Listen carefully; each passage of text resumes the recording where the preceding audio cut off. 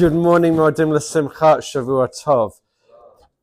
I noticed one thing that people tend to ask the morning of after the first seder night, they'd ask one another is, how was your seder? And typically people would answer from their own perspective. My family did this, I had a good time, they didn't do this.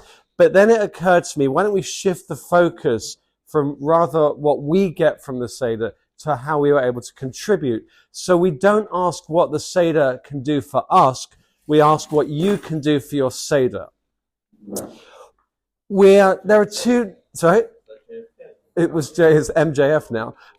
It was JFK. There are two names for Pesach that often really come up. One is the English name Passover, and one obviously the Hebrew name Pesach. Other names in Hebrew, but that's the other story. Now, I was thinking Passover is very much focused on death, the angel of death passing over, whereas the English one, or the Hebrew one, Pesach, is more on life. It's the Paschal lamb, the Pesach offering, but also Pesach, how the mouth is speaking, what we're able to give, what we're able to send outwards through dibur, through words. And right now we're in this period very much of speaking. Usfartem lehem, we shall be counting every day of the HaOmer, the 49 days or the 50 biblically mandated days.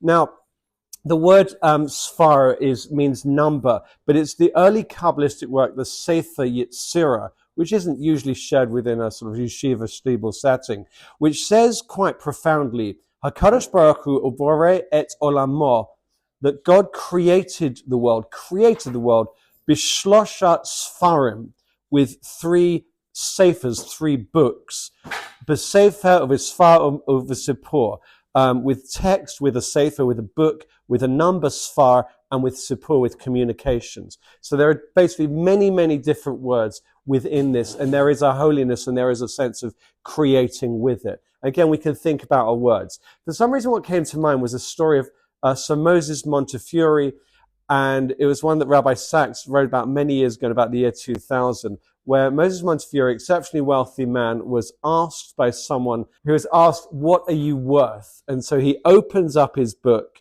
and let's say he looks at a book, he says, well, I'm worth the equivalent of £1 million.